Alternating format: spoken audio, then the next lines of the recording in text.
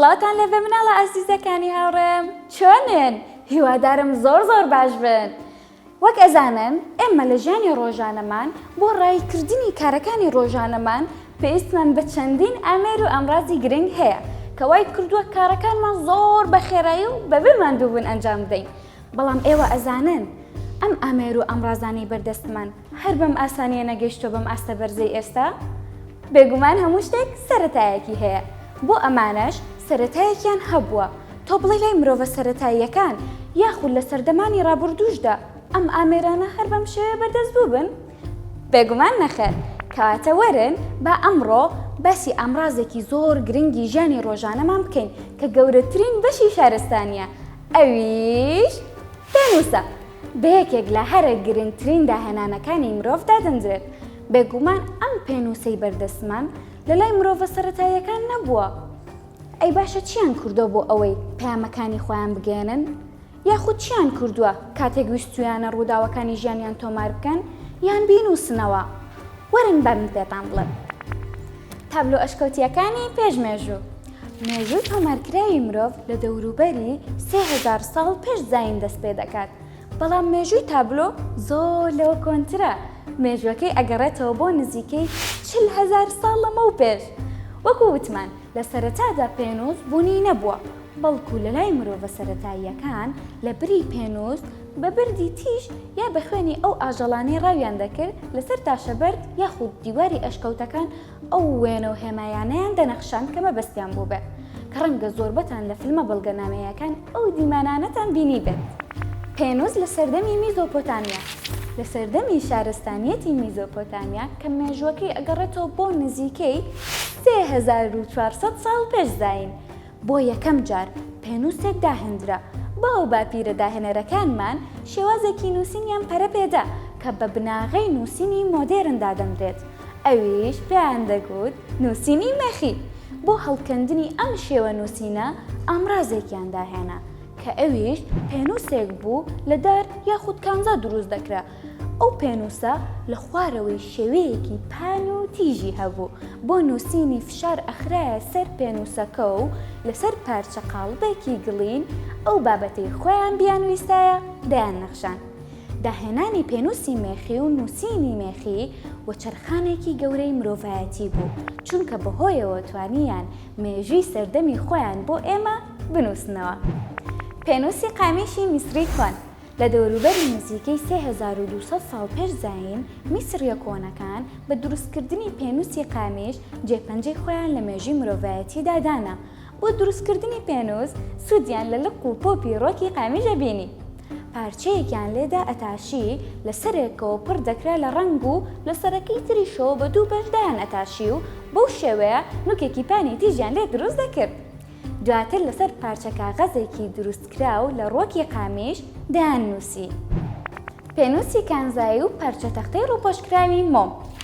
لە دەوروبەری 1300 ساڵ پێش زاین یۆنانیا کۆنەکان بە بەکارهێنانی پێنووسێکی کانزایی بەشداریەکی بەرچاویان لە مێژووی دروستکردنی پێنووسدا بینی.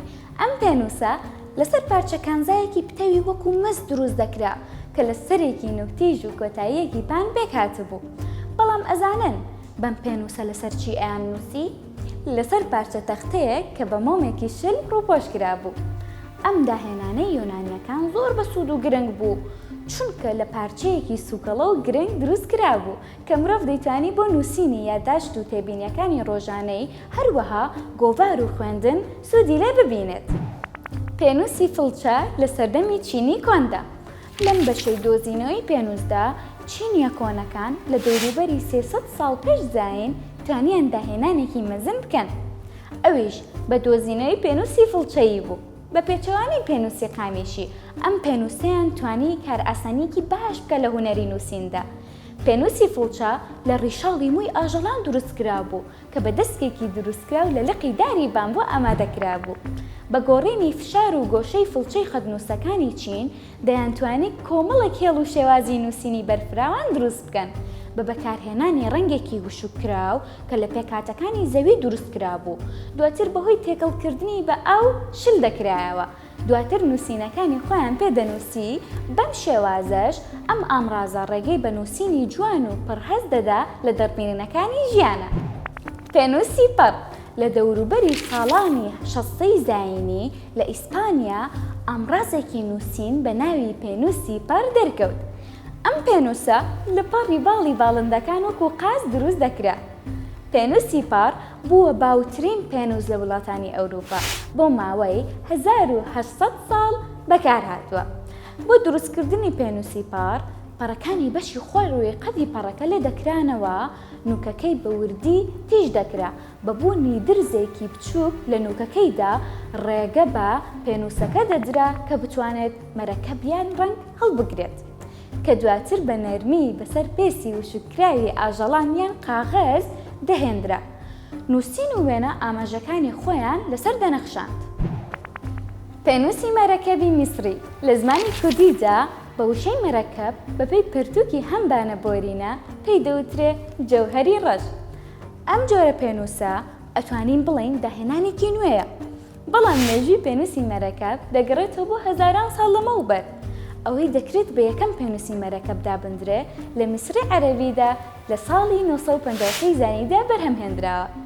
ئەم داهێنانە ناوازەیە بۆ خەلیفەی تەفاتیمی ئەبوو تەمیم مەعەد ئەلموعەزەمەدین دروستکرابوو. ئەم پێنووسە لە سەرەتادا کۆگایەکی هەبوو کە ڕێگەی بە تێپەڕبوونی مەرەکەبەکە دەدا بۆ سەر ڕووی نووسینەکە. ئەم شێوازە پێویستی بەوە نەدەکرد بە بەردەوامی لە مەرەکەبەکەی هەڵبکێشی.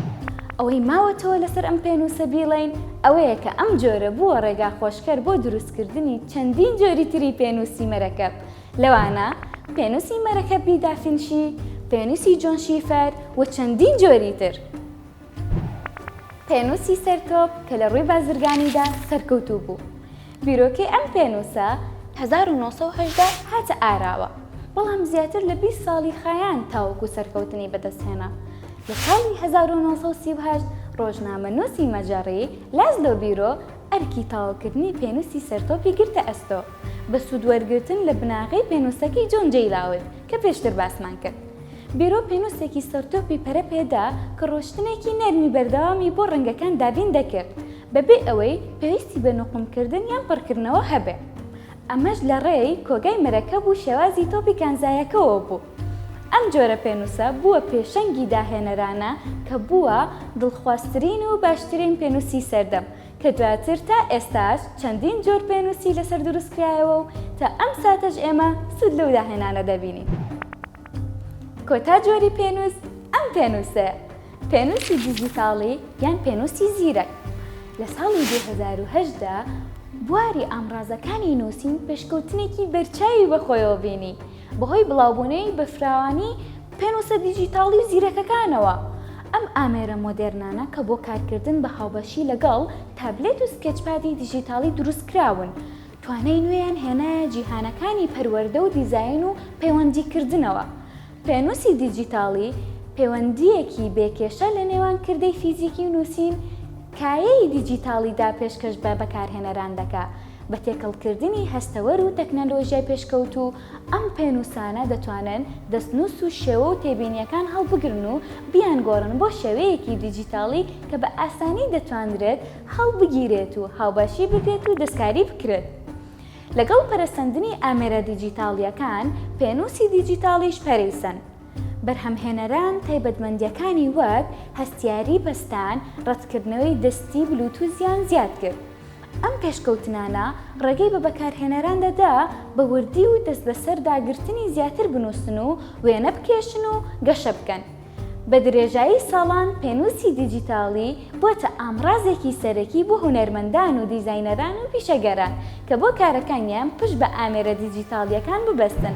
ئێمە ئەمڕۆ کۆتاییمان بە وەرگەی پەرەسەندن هێنا، بەڵام بۆ هەفتەی داهاتوو بە بابەتێکی نوێ دێنەوە لاتان بەو هیوایی سوودتان لەم زانیاریانەی ئەمڕۆمان بینی بێ کە پێشکەشمان کرد.